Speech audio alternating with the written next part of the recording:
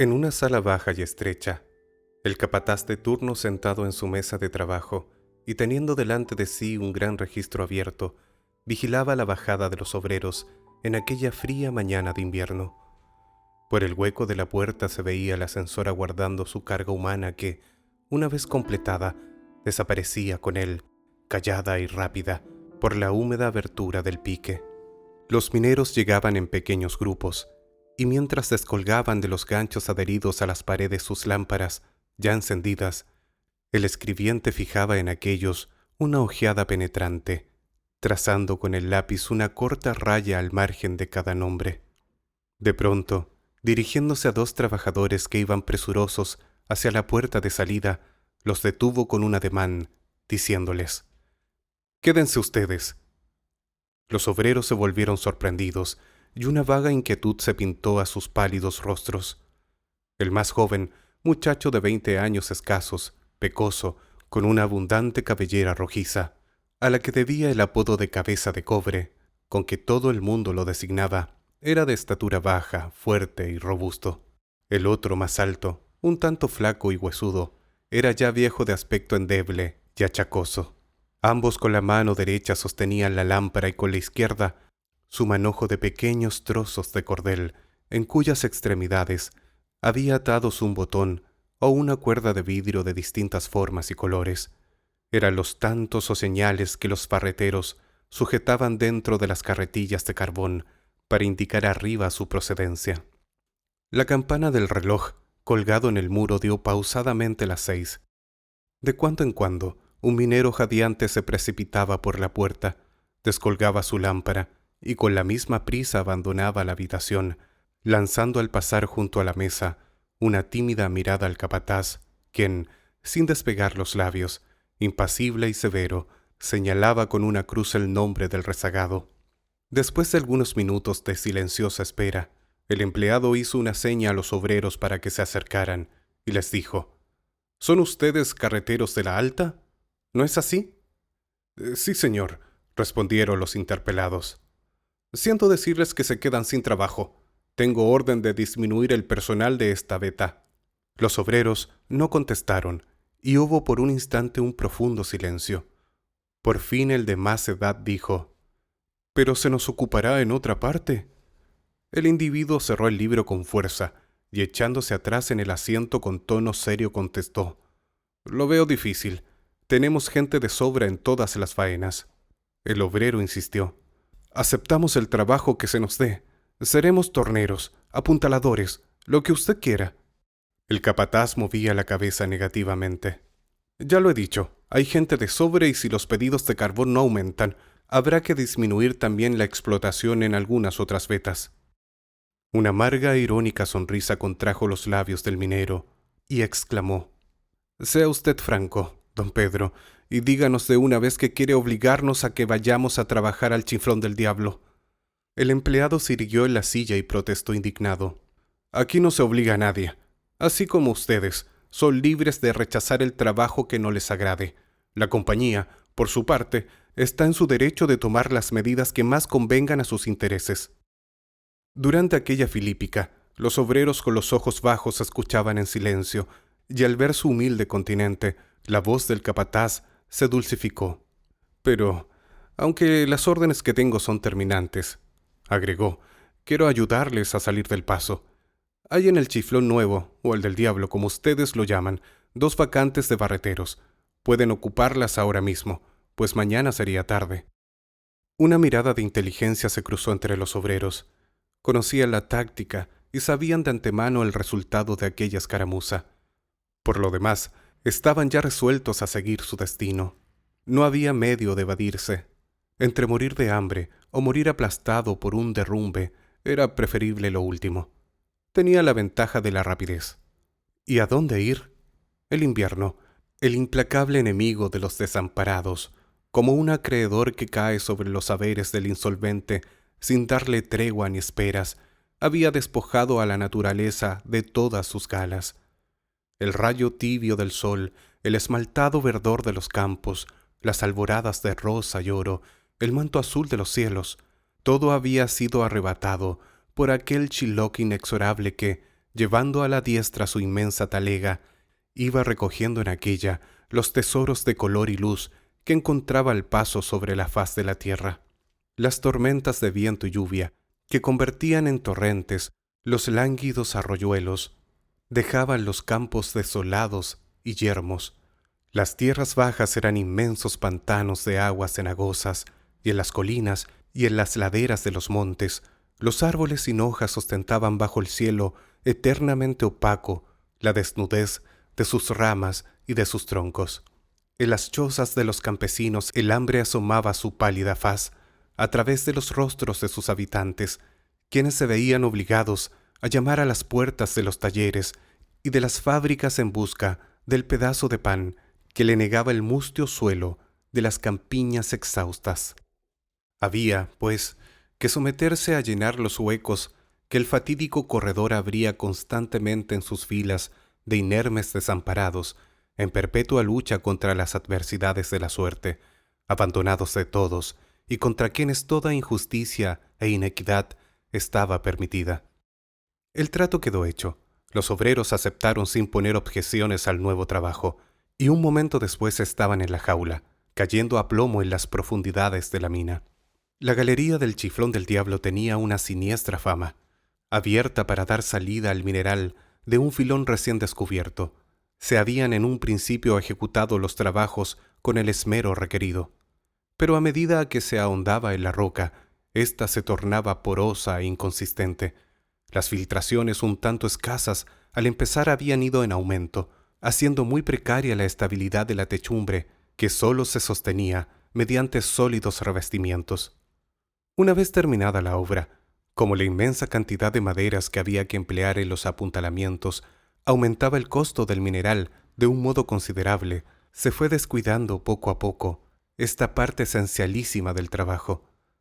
Se revestía siempre, sí, pero con flojedad, economizando todo lo que se podía. Los resultados de este sistema no se dejaron esperar. Continuamente había que extraer de allí a un contuso, un herido y también a veces algún muerto aplastado por un brusco desprendimiento de aquel techo falta de apoyo y que, minado traidoramente por el agua, era una amenaza constante para la vida de los obreros, quienes, atemorizados por la frecuencia de los hundimientos, empezaron a rehuir las tareas en el mortífero corredor. Pero la compañía venció muy luego su repugnancia con el cebo de unos cuantos centavos más en los salarios, y la explotación de la nueva veta continuó. Muy luego, sin embargo, el alza de los jornaleros fue suprimida sin que por esto se paralizasen las faenas, bastando para obtener este resultado el método puesto en práctica por el capataz aquella mañana. Muchas veces, a pesar de los capitales invertidos en esa sección de la mina, se había pensado en abandonarla, pues el agua estropeaba en breve los revestimientos que había que reforzar continuamente, y aunque esto se hacía en las partes solo indispensables, el consumo de maderos resultaba siempre excesivo. Pero por desgracia de los mineros, la hulla extraída de allí era superior a la de otros filones, y la carne de dócil y manso rebaño puesta en el platillo más leve equilibraba la balanza, permitiéndole a la compañía explorar sin interrupción el riquísimo venero, cuyos negros cristales aguardaban a través de los siglos la irradiación de aquellos millones de soles que trazaron su ruta celeste desde el oriente al ocaso, más allá de la infancia del planeta. Cabeza de Cobre llegó esa noche a su habitación más tarde que de costumbre.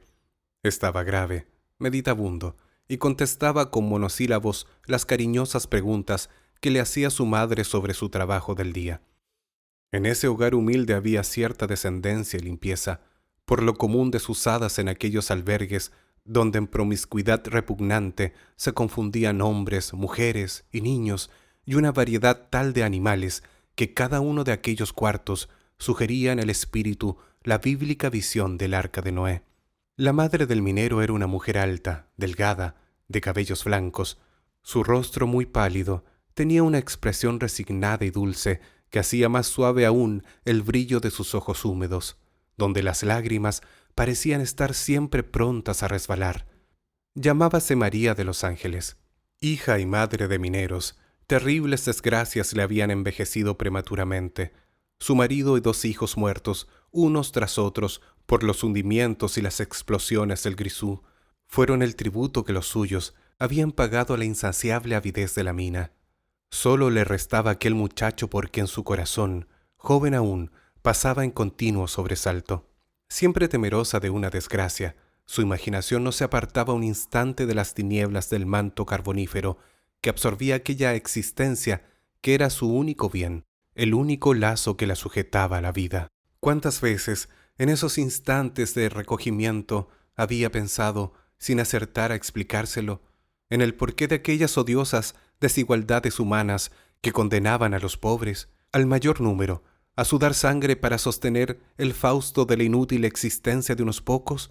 Y si tan solo se pudiera vivir sin aquella perpetua zozobra por la suerte de los seres queridos, cuyas vidas eran el precio, tantas veces pagados, del pan de cada día.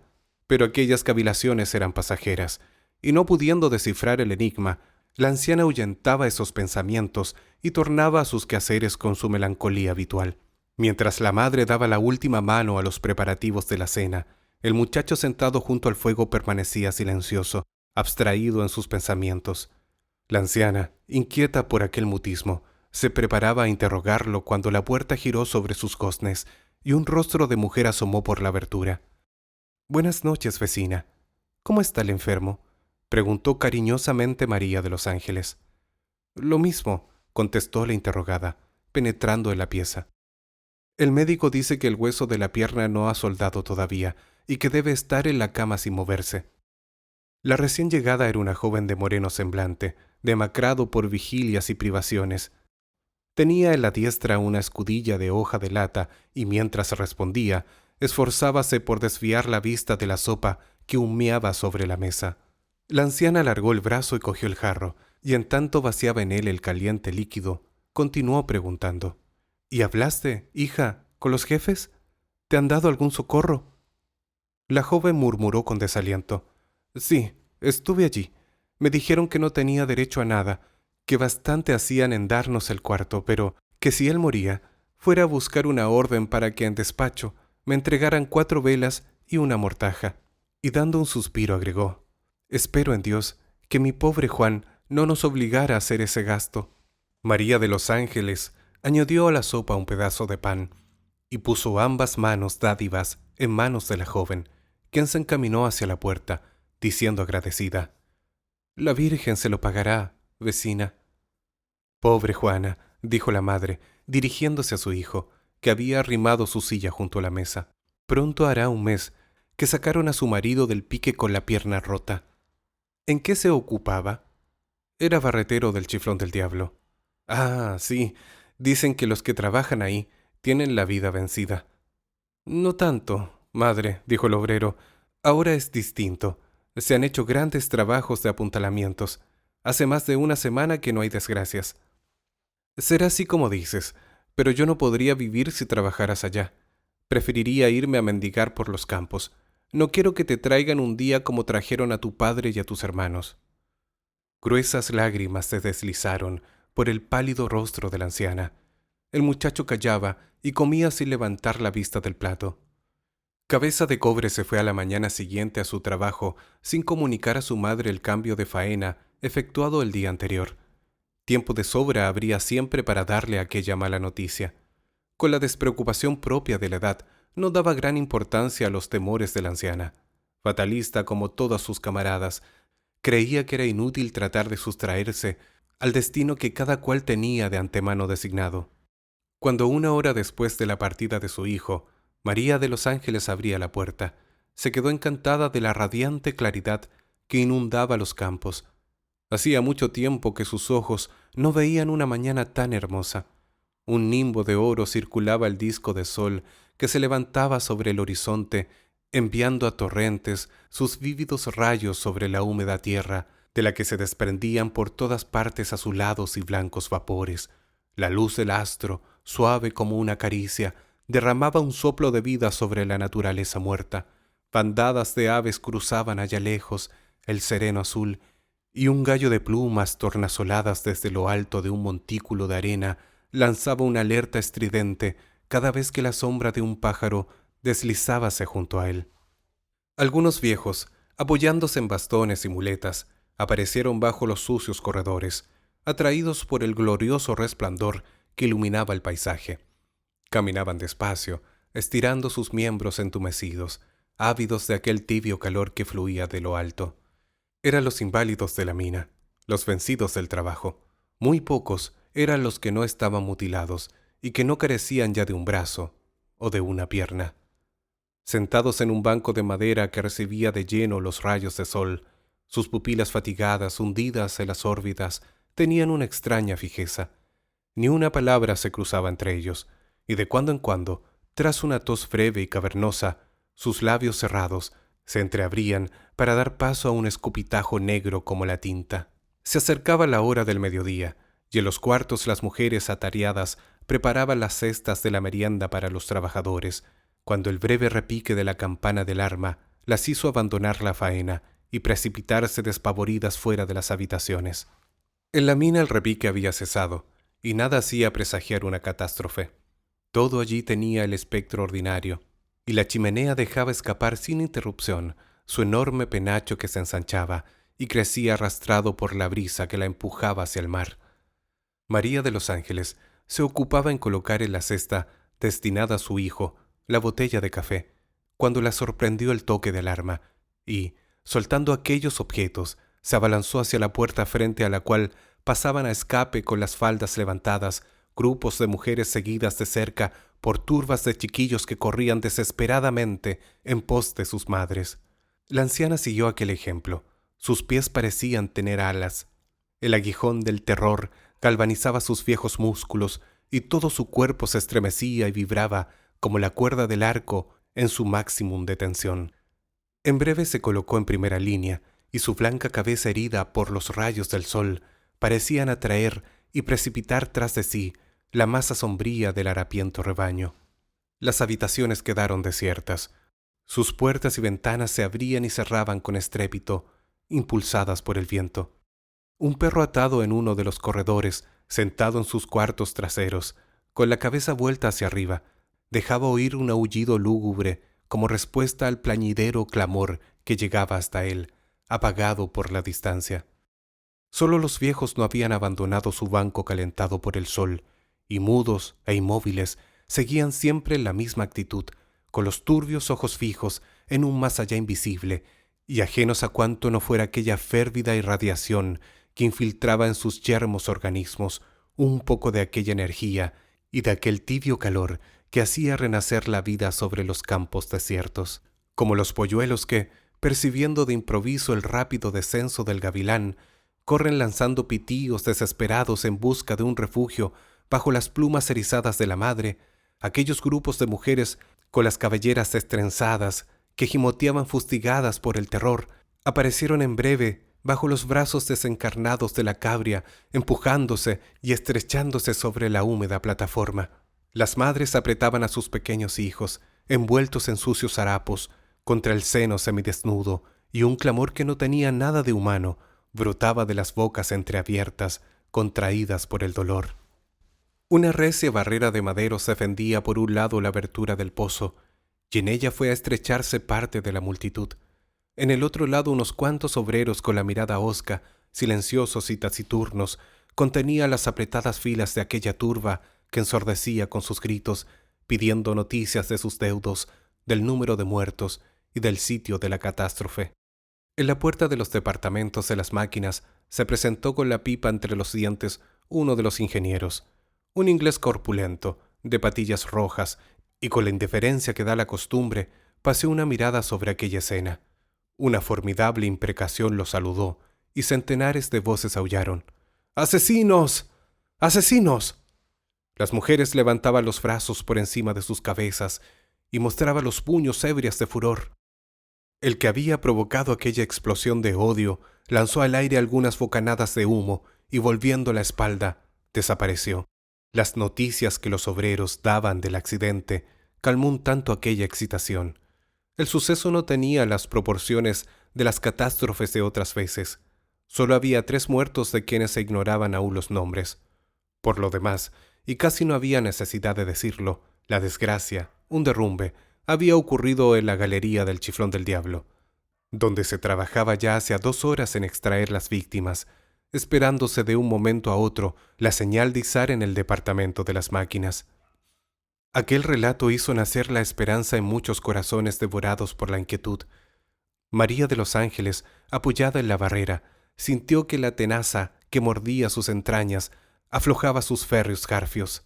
No era la suya esperanza sino certeza. De seguro él no estaba entre aquellos muertos, y reconcentrada en sí misma, con ese feroz egoísmo de las madres, oía casi con indiferencia los histéricos sollozos de las mujeres y sus ayes de desolación y angustia. Entretanto huían las horas, y bajo las arcadas de cal y ladrillo, la máquina inmóvil dejaba reposar sus miembros de hierro en la penumbra de los vastos departamentos. Los cables, como los tentáculos de un pulpo, surgían estremeciéndose del pique hondísimo, y enroscaban en las bocinas sus flexibles y viscosos brazos. La masa humana apretada y compacta palpitaba y gemía como una res desangrada y moribunda, y arriba, por sobre la campiña inmensa, el sol, traspuesto ya el meridiano, continuaba lanzando las haces centellantes de sus rayos tibios, y una calma y serenidad celestes se desprendían del cóncavo espejo del cielo azul y diáfano que no empañaba una nube. De improviso el llanto de las mujeres cesó. Un campanazo seguido de otros 3 resonaron lentos y vibrantes. Era la señal de izar. Un estremecimiento agitó la muchedumbre, que siguió con avidez las oscilaciones del cable que subía, en cuya extremidad estaba la terrible incógnita que todos ansiaban y temían descifrar. Un silencio lúgubre, interrumpido apenas por uno que otro sollozo, reinaba en la plataforma, y el aullido lejano se esparcía en la llanura y volaba por los aires, hiriendo los corazones como un presagio de muerte. Algunos instantes pasaron, y de pronto la gran argolla de hierro que coronaba la jaula asomó por sobre el brocal. El ascensor se balanceó un momento y luego se detuvo por los ganchos del reborde superior. Dentro de él, algunos obreros con las cabezas descubiertas rodeaban una carretilla negra de barro y polvo de carbón. Un clamoreo inmenso saludó la aparición del fúnebre carro. La multitud se arremolinó y su loca desesperación dificultaba enormemente la extracción de los cadáveres. El primero que se presentó a las ávidas miradas de la turba estaba forrado en mantas y solo dejaba ver los pies descalzos, rígidos y manchados de lodo. El segundo, que siguió inmediatamente al anterior, tenía la cabeza desnuda. Era un viejo de barba y cabellos grises. El tercero y último apareció a su vez. Por entre los pliegues de la tela que lo envolvían, asomaban algunos mechones de pelos rojos que lanzaban a la luz del sol un reflejo de cobre recién fundido. Varias voces profirieron con espanto: ¡El cabeza de cobre! El cadáver, tomado por los hombros y por los pies, fue colocado trabajosamente en la camilla que lo aguardaba. María de los Ángeles, al percibir aquel lívido rostro y esa cabellera que parecía empapada en sangre, hizo un esfuerzo sobrehumano para abalanzarse sobre el muerto, pero apretada contra la barrera, solo pudo mover los brazos, en tanto que un sonido inarticulado brotaba de su garganta. Luego sus músculos se aflojaron, los brazos cayeron a lo largo del cuerpo y permaneció inmóvil en el sitio, como herida por el rayo. Los grupos se apartaron y muchos rostros se volvieron hacia la mujer, quien con la cabeza doblada sobre el pecho, sumida en una insensibilidad absoluta, parecía absorta en la contemplación del abismo abierto de sus pies. Un rayo de luz, pasando a través de la red de cables y de maderos, hería oblicuamente la húmeda pared del pozo. Atraídas por aquel punto blanco y brillante, las pupilas de la anciana, espantosamente dilatadas, claváronse en el círculo luminoso, el cual lentamente, y como si obedeciera a la inexorable, escrutadora mirada, fue ensanchándose y penetrando en la masa de roca como a través de un cristal diáfano y transparente. Aquella rendija, semejante al tubo de un colosal anteojo, puso a la vista de María de los Ángeles un mundo desconocido, un laberinto de corredores abiertos en la roca viva, sumergidos en tinieblas impenetrables y en las cuales el rayo de sol esparcía una claridad vaga y difusa. A veces el haz luminoso, cual una barrera de diamantes, agujereaba los techos de lóbregas galerías, a las que sucedían redes inextricables de pasadizos estrechos por los que apenas podría deslizarse una alimaña. De pronto las pupilas de las ancianas se animaron. Tenía a la vista un largo corredor muy inclinado en el que los 3 hombres forcejeaban por colocar dentro de la vía una carretilla de mineral. Una lluvia copiosa caía desde la techumbre sobre sus torsos desnudos. María de los Ángeles reconoció a su hijo en uno de aquellos obreros en el instante en que se erguían violentamente y fijaban en el techo una mirada de espanto. Siguióse un chasquido seco y desapareció la visión. Cuando las tinieblas se disiparon, la anciana vio flotar sobre un montón de escombros una densa nube de polvo, al mismo tiempo que un llamado de infinita angustia. Un grito de terrible agonía subió por el inmenso tubo acústico y murmuró junto a su oído: «¡Madre mía!». Jamás se supo cómo salvó la barrera. Detenida por cables niveles, se la vio por un instante agitar sus piernas descarnadas en el vacío y luego, sin un grito, desaparecer en el abismo.